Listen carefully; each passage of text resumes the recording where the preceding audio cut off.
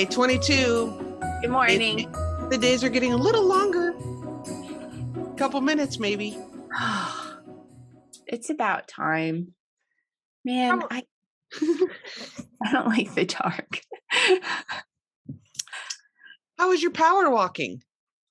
It was good. We tried a new place yesterday that we've never been to. And I think I talked about like the reservoirs yesterday and how they have all the things. This one does not have that. It is one of the reservoirs, but it's like, it has the drive to get up to the little parking area. And then that's it. Like there's no trails at all. So we just ended up walking, like that driveway thing was maybe a third of a mile. Yeah. So we just walked that back and forth over and over again. Yeah. And it was weird, but yeah, but it was beautiful because it was cold enough for the reservoir to be frozen over and all the puddles to be frozen over, like with probably a good half inch of ice. So I got to break ice, which is one of my favorite things. To stomp ice puddles? Yeah, I love stomping on frozen water, also known as ice. Yay! So I can just see you out there with your boots, crunch, crunch, crunch, and you're all happy about it. Ice and sneakers, just stomping on stuff. Yeah, it was good times. I have to go out again today. I don't want to leave the house, but I am. We need groceries, and I'm going to get like the Christmas stuff we need that is non-perishable that like will be okay. You know, I'll go back for like vegetables and dairy and stuff, but that'll last a week. Like get it all at once. Don't just like it fresh. I mean, it's just, it's totally like it's either in their warehouse or the other warehouse at this point anyway. So, but anyway, whatever. So, but you can believe it's fresher than that because you're bringing it. Because you haven't seen it in your kitchen. Exactly. That's it. So it's fresh. That's funny. Someone picked those Brussels sprouts the day before I bought them. I'm sure. Put them there. They haven't been in cold storage for 3 months already. What are you talking about? That's funny. I'm like, okay, let me just back up. Are you a like ham for Christmas or turkey or like, does it just vary? See, I was talking to my friend about this the other day. Growing up, my mom loved picnic food. And she figured we just had a big fancy dinner for Thanksgiving. And by December, you're missing picnic food. So she would do a ham, but then it would be like coleslaw and mashed potatoes and chips and dip and stuff like that. And also it's a lot easier to just do that. You could do it in the days ahead of time and just have it out. But of course we'd have pie because it's always pie. And then when I got married, I was like other side of the country. So then it was like more formal dinner because it was with his family. And then when we were in the Philippines, Christmas is crazy in the Philippines. Okay. Like it's a very Catholic country, very observant Catholic country. Right. And so they do the midnight mass and then they go home and they have like a huge feast right afterwards at like midnight. Yeah. And they eat round foods. Round? Yes. And this is from the Chinese tradition. Okay. Because roundness, it's complete, it's perfect. It's like, this is how you want to bring in the new year kind of thing. And so they have hams, but the hams are round like a ball. Okay. They eat oranges. They have these cheese balls that are orange and in they're round and they're in red wax. Right. And then they have a lot of they'll have different Filipino foods and things as well and treats and things. And they have a big thing. So we do not stay up that late.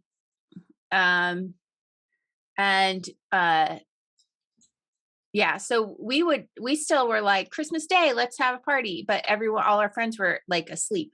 So because they stayed up half the night eating their round food. Right. And then they sleep like really late. And then on Christmas Day, about 2:00, they start going around and visiting people. But you just stay for like 20 minutes, 30 minutes, and then you go visit the next person. Like everybody's visiting, you know? So you don't do a big meal. You'll have snacks out for people kind of. And then, So we started doing Christmas breakfast waffles. Yes. So like super duper, like the big thick ones we get good maple syrup. And then the afternoon was always like, well, what do we do? Because it would just be the four of us. Yeah. So it would just vary. It would just vary like what we wanted that year. And now that like I avoid sugar and grains and white potatoes, but Christmas is like that's what I eat. I basically eat that. So I'm going to the store to make sure we have this stuff for waffles, because this is the one day a year I have waffles. Okay. I also have crackling oat bran on Christmas because it's the king of cereals. What? Wait. Crackling oat bran is the king of cereal? Have you never had crackling oat bran? I may have, but it why? It is the king of cereals. Why? It's delicious. I think they lace it with just a touch, just a smidge of methamphetamines. I don't know. Because it's absolutely addictive, which is why I really I have one bowl on Christmas, and that's the only time I have it. And then I crave it for 3 weeks afterwards, but I'm I have to have it. And then I make also, so this is insight into Anne's complete weirdness. Okay. Waffles, crackling oat bran. I will also prepare myself a box of Kraft macaroni and cheese. Okay. Kraft. Because again, it must be the classic blue box. The blue box. And I have a special way I make it that is. Do tell. I mean, we're hooked into the concept now. How does one make a special box of Kraft macaroni and cheese? I'm going to tell you my secret. Okay, so you make it. We did not know what we were going to talk about today, and now we're talking about how absolutely ridiculous I am on Christmas. So you make it until it's just al dente. Don't overcook your noodles, and make sure you heavily salt the water because you want flavor in those noodles, right? You drain it. You do a quick to get the water out, right? Yeah. Return it to the pan immediately. Right. You should already have 2 tablespoons, just 2 tablespoons of butter, right, sliced and wait. And you stick those down so they're covered with the noodles. Open the cheese packet and cover the noodles with the cheese packet and just let it sit for a minute. Okay. That lets the butter melt and get all over the noodles. Okay. Then you come back with your milk and pour the milk on and you stir it all together. And it's perfect. It is the perfect macaroni and cheese. Okay. So you have to do this step by step, the way Anne says. We should all try it. Okay. Yeah. And I'm going to assume it doesn't matter whether it's Kraft or not. This method. No, what are you talking about, Jana? It's Kraft macaroni and cheese. Well, I guess I'll just go to hell for buying. I tend to buy the Annie's mac and cheese because it's organic, and there's a couple of kinds I really like, and it's better than Kraft. I mean, really. Well, I do. When my kids were small, I would make them Annie's macaroni and cheese, but I grew up on Kraft, and this is the point of Christmas, is to have the foods that are the foods, the foods with meaning. Okay, so your Christmas is going to involve waffles, crackling oat bran, specifically prepared Kraft blue box classic mac and cheese. Yes, the right way. And yes. And what is the beverage? Just so we'll probably pick up some apple cider, because again, it's very high in sugar, so I don't ever drink it. I turn myself into a wired 5-year-old. And then the next day I'm back to eating meat and vegetables and dairy, and that's it. But that one day is very special. And then you're going to be, after the 5-year-old comes down, 5-year-old Anne's going to be in a carb coma. Yeah, let's do it. I sleep well that night. So this is now Thanksgiving. We do Thanksgiving. We do a proper traditional Thanksgiving. Okay. But these are how we do. And everybody sort of has their own thing that they do. Oh yeah. On Christmas Day. they sort of cook their own things now. Does anybody else partake in the Crocklin Oak brand, for example? Oh yeah, Adam will help me finish that. You can get like 4 bowls out of one box of Cracklin Oak brand. Because their recommended serving is like half a cup, whatever. That's not a bowl. You eat like 4. You eat a proper bowl full. Right. And so I just dropped a stitch. We all eat the waffles. Yes. Adam and I will eat the Cracklin Oat brand, and then so I'm not ready to get like what everyone wants on Christmas yet. So I'll go back, like I said, and I'll get like whatever my kids want to get. You eat the entire box of mac and cheese yourself? Oh yeah, that's mine. That's mine. Oh, you're all like, back off. Stay away. You make it your own way and have your own box. Yeah.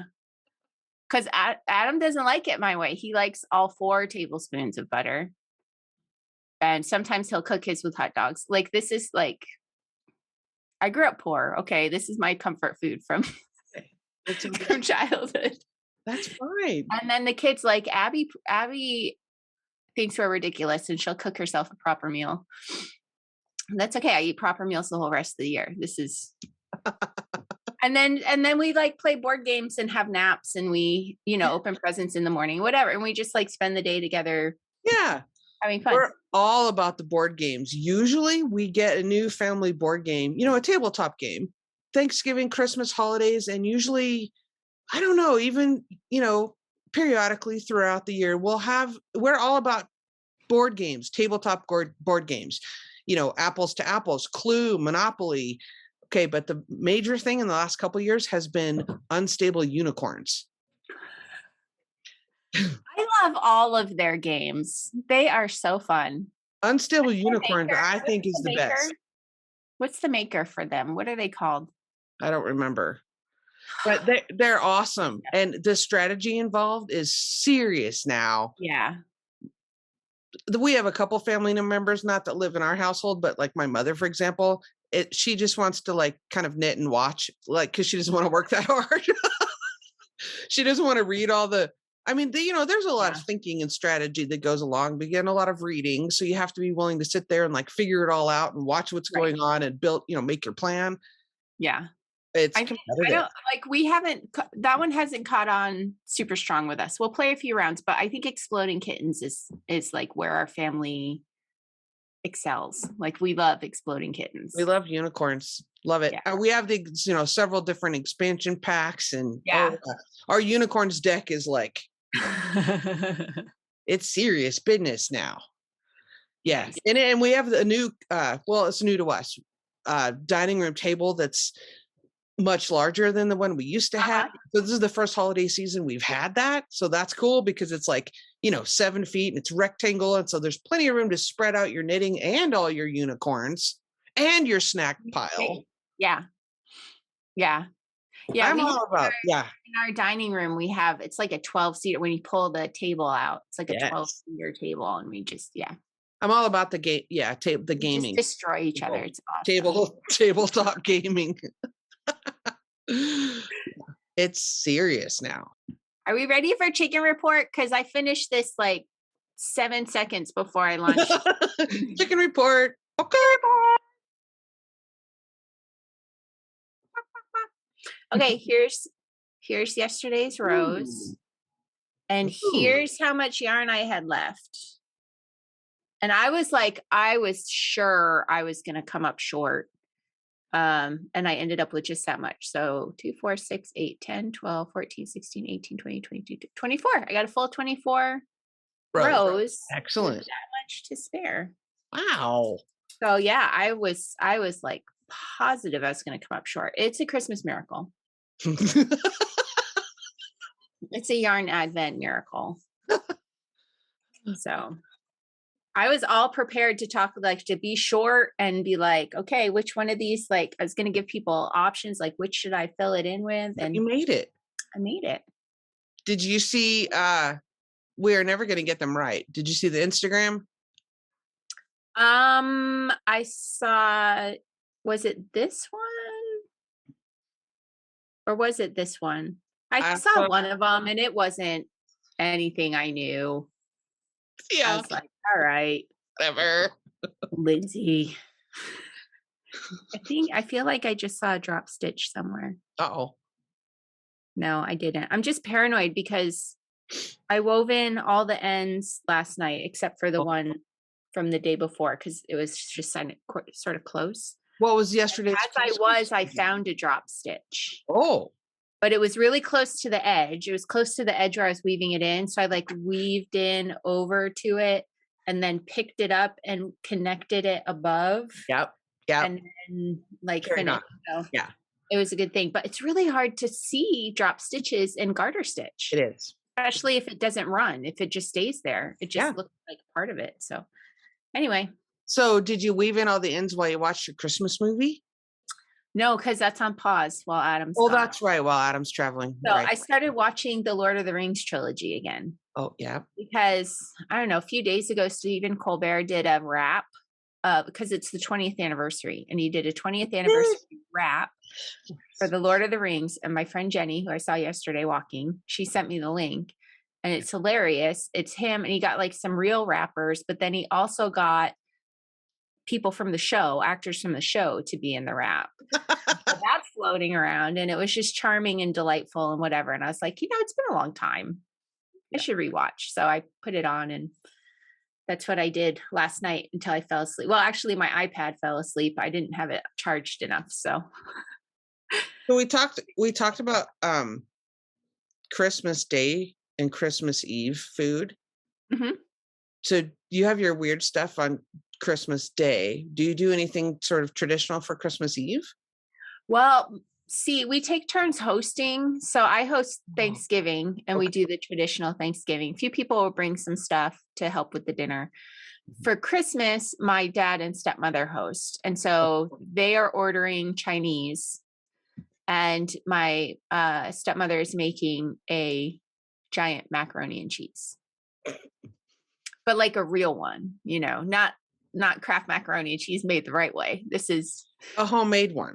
Yeah, because we have people in our family who don't like Chinese food. There's 2 or 3 people who don't, but they do like macaroni and cheese. So that's yeah.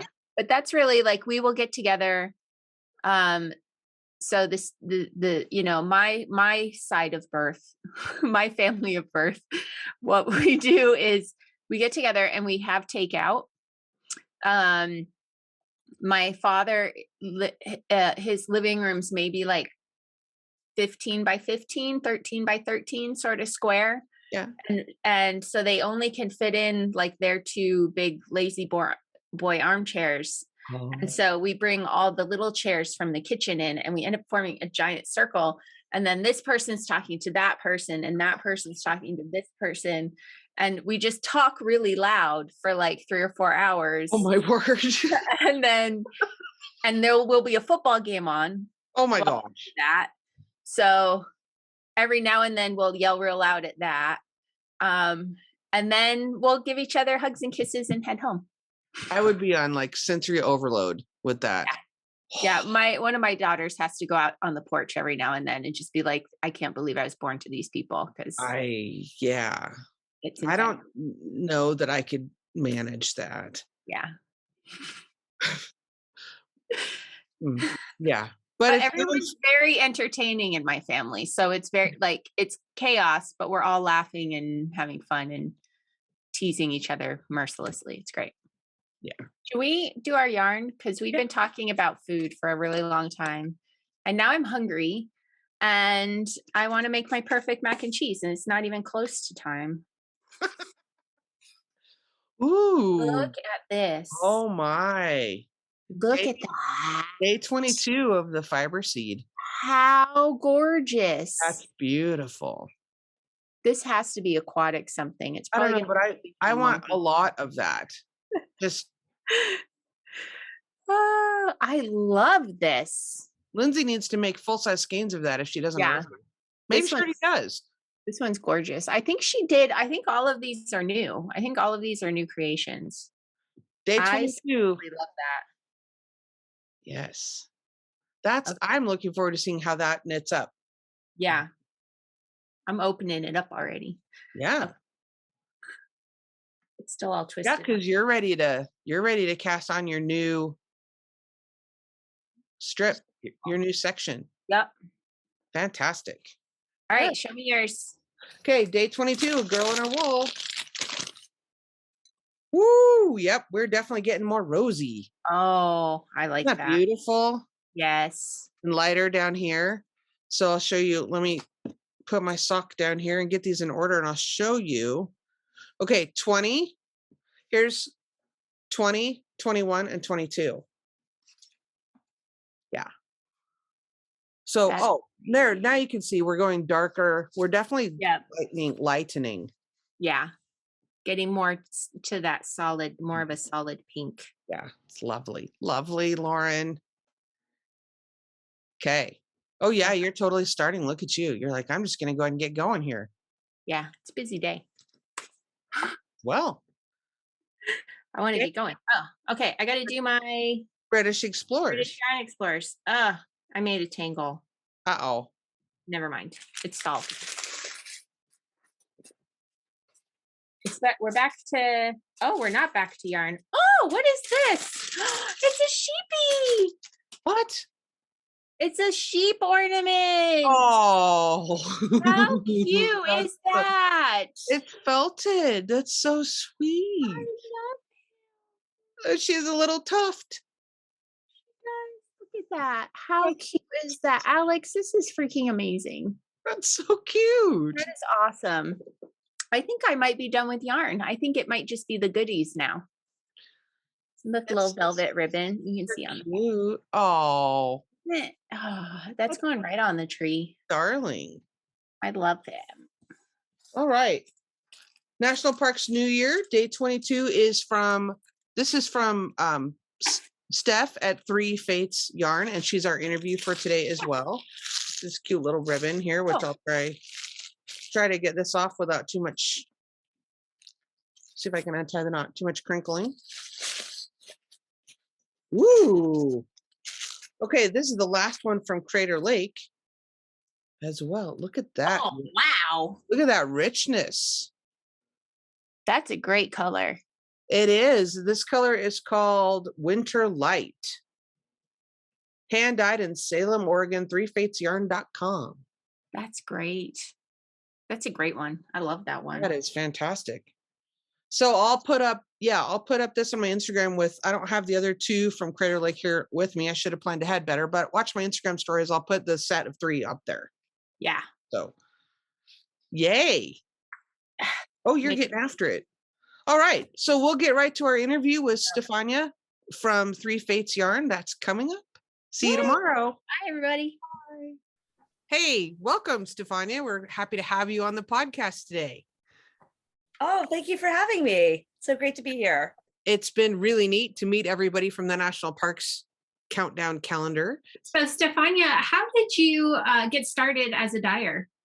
So a couple of different things. I went through this period in my life where I was vastly underemployed, and I was following my husband around the country through his various academic jobs. So we'd go somewhere and be for 9 months to a year or 3 years, and it was completely unknown. So I went from, I think in a period of 5 years, I went from Ohio to Colorado, which ended up being 4 years, to Minnesota. And somewhere between Ohio and Colorado, I figured out that the best way to keep meeting new people was to knit, right? And I would meet all these people, and that's when blogs were starting to be really hot, podcasts were coming out, right? So it was a really interesting time to be participating in the knitting world virtually. So I got more and more excited. I was listening to Sock Yarn podcasts. I was listening to Scout Swag talk about dyeing yarn. So I did all of this. And when I came back to Oregon, I did have like a temporary AmeriCorps job for a year. That was awesome. And it was like 2007, the economy was dead. And I was like, crud, I have this dyeing kit that my father gave me. I'm going to open it. That's what I did. I knew the minute that I opened that, I was going to be in big trouble because I wasn't going to be able to stop. But I opened it. I had friends that had been selling hand-dyed yarn. Some of them still do in Eugene, and had told me about it several times. And not particularly, intimidated by crafts and whatever. So I just did it and sold some to friends and sold more. And it kind of snowballed for a while. So that's what I was doing for a long time, in between that and the rest of my professional life. Mhm. Nice. Yeah, from everybody we've talked to, it does seem like addicting. Well, okay, so if you enjoy actually dyeing it and you enjoy seeing what comes out of the pot, if you don't sell it, you cannot knit it fast enough to actually do more. It's not possible. You don't get to keep playing unless you find a way to move the yarn. Right. That's true. Unless you're just independently wealthy and just give it to all your knitter friends, but most of us are not independently wealthy. So what do you feel like, besides the name of your shop, which is fantastic, you'll have to tell us about that, but what do you feel like makes your shop or your products unique? I mean, these days, I don't know, because I feel like hand dyers are everywhere. And I've been saying that I make, hand dyed, one person owned, women owned yarns for like a decade, right? So maybe that it's just that I've been in this for a very long time. I know what I'm doing. I've seen the trends come and go. It's not necessarily that it's hand painted or that it's kettle dyed, right? It's, it could be the amount of layers that I put on things, because I'm kind of picky, but so these are the things that make Three Fates, right? It's a semi-solid layered tonals where I've put in lots of, I don't know, time, but your experience. It's partially the experience and partially the sheer number of colors, right? Because I'm always trying out new colors. It's what I really enjoy, is developing new semi-solids and playing with different primary colors. And I for a long time I used primaries that nobody else was using, because nobody in their right mind would use them.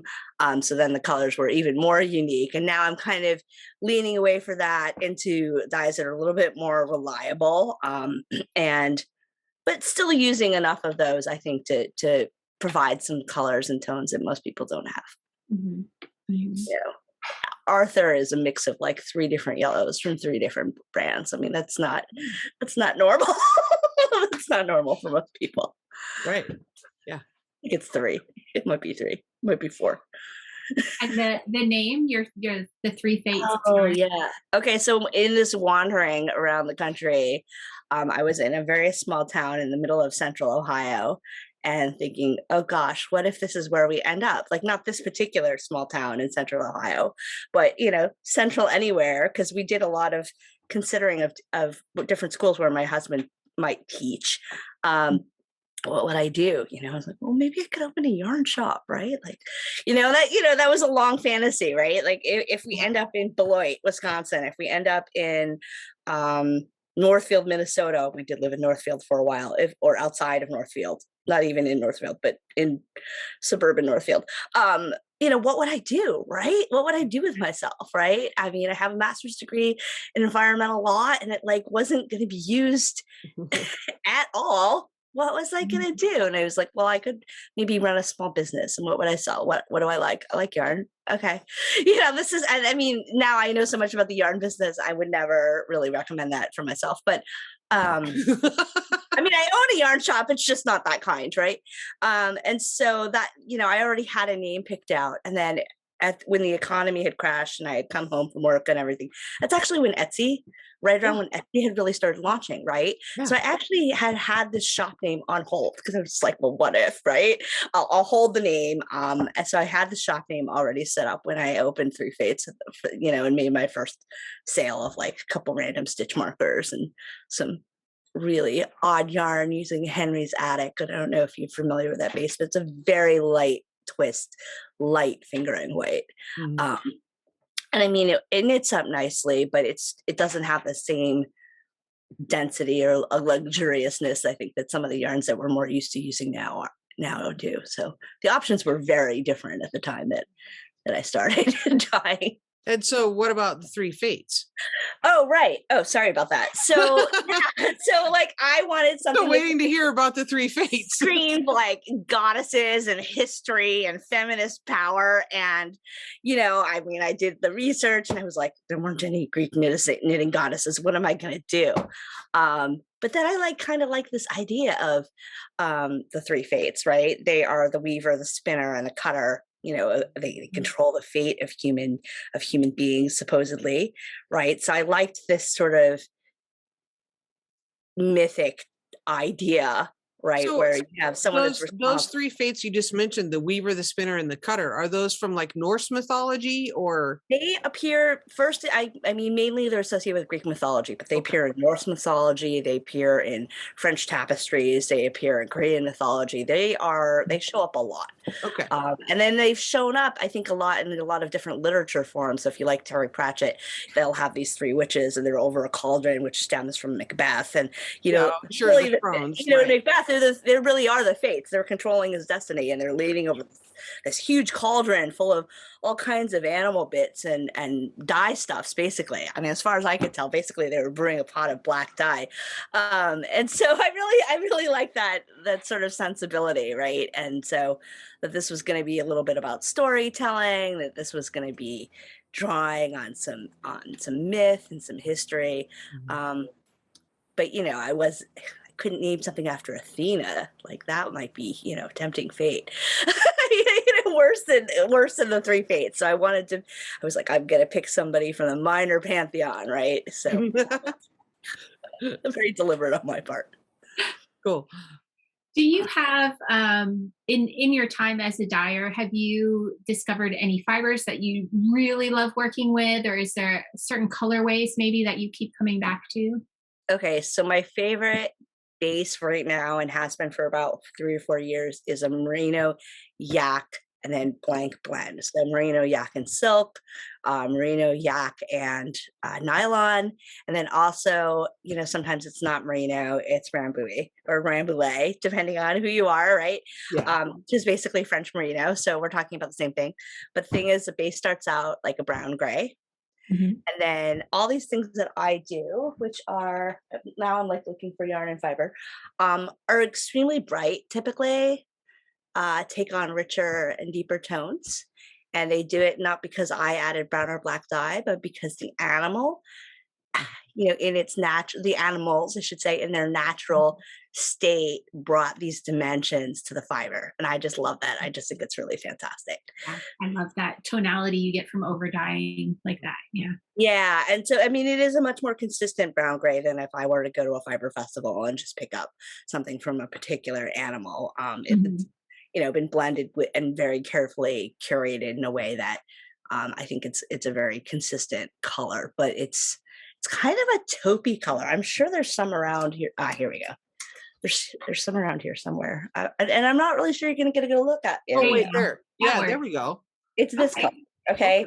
And then this is a yellow. This is actually, it's going to look very green on your screen. Oh, nice. This is actually a neon yellow. Wow. Like it's such, I'm wondering what else is over here. It's such a bright yellow. And you can take something that's like sort of in those, like, this is a regular merino, like a bright, bluey green. And this is a hat I knit recently. And I don't know if you can tell, but it's so hard back here. The tones on them are much deeper and softer than their merino, straight merino equivalents. So it's very fun, and I get to do both, so I know what they look like, and I get to show people when they come into my booth at a yarn shop, hey, guess what? See these three? It's all the same dye recipe, but you can't tell because the base matters. Yeah, absolutely. Yeah. Yeah.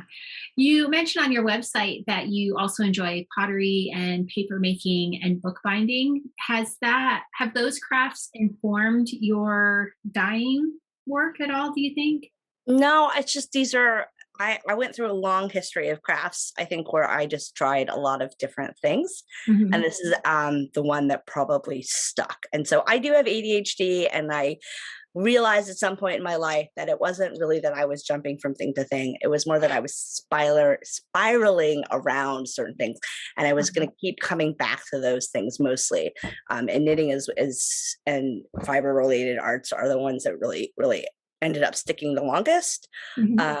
But I did make books for a while, and I did, glue things. And I really enjoyed pottery. I injured myself actually, and then I stopped, and then my axis shifted. And so I just drifted away from pottery. I don't think I ever stopped liking it, but it's harder. It's a little harder to do.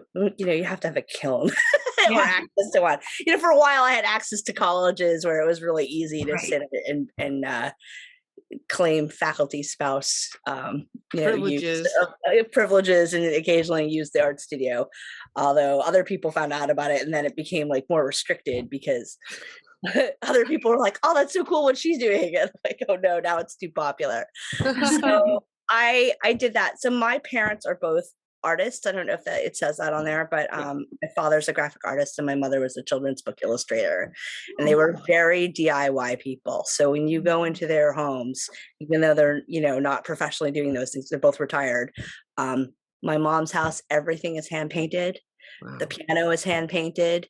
I lived in a house at one point where she'd done the fridge. There are paintings on the walls. The furniture is all folk art hand painted at my mother's house.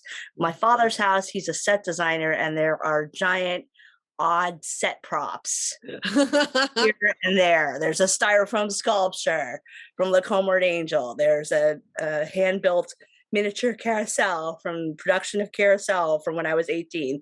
That's sort of, it's everywhere. And the colors for both of them, being in folk art and drama, are very dramatic.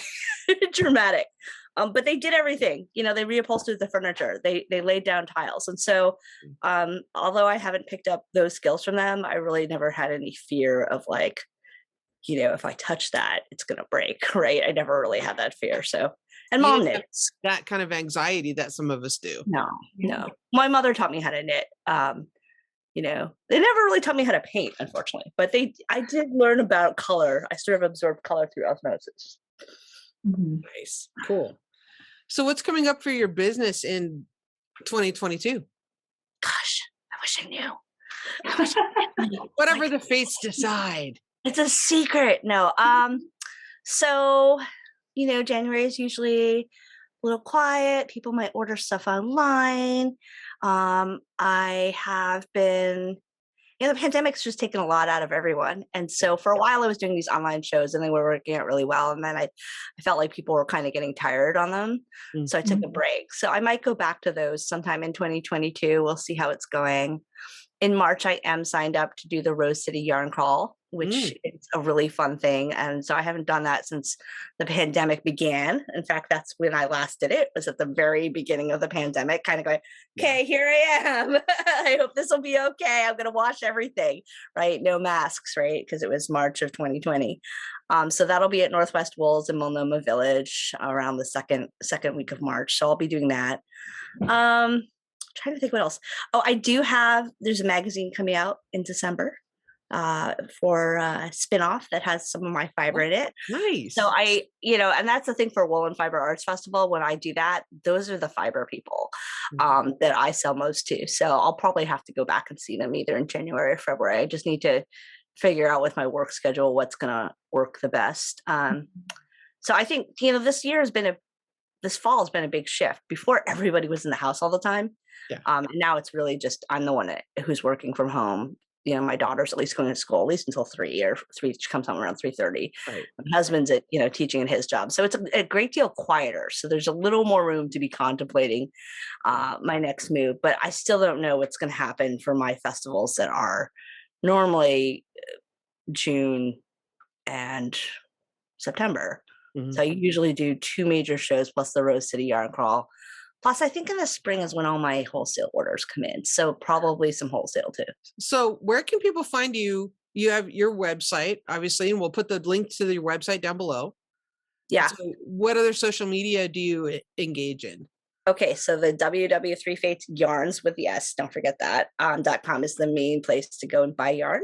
At 3 Fates Yarns is Instagram, and that is also really the best way to see my stuff because I post there several times a week usually. So lots of new things coming in. It also cross posts to Facebook. So if you're a Facebook user, that's a great place to go. And that's, I think, 3 with the number 3 Fates Yarns. And then Ravelry, I'm on Ravelry. I'm not very active there. If somebody wanted to make my group more active, that'd be fine. But I occasionally go in there and touch it up, but I'm not in there very much. So those are the main places to find me. I really think Instagram is a better platform for, artists than say Twitter. Twitter just, oh yeah, for like, sure. Here's where I'm gonna be. Let's talk about this thing. No, you want to show pretty pictures. You want to show video. You want to have conversations with people. So Instagram is where I've been for a long time. Mm-hmm. All right. Thanks for joining us today. Well, thank you so much for having me. Have a great morning. Thank you, Steph. You too. Thanks for joining us. It's good to see you. All right. Bye. Thanks. Bye-bye.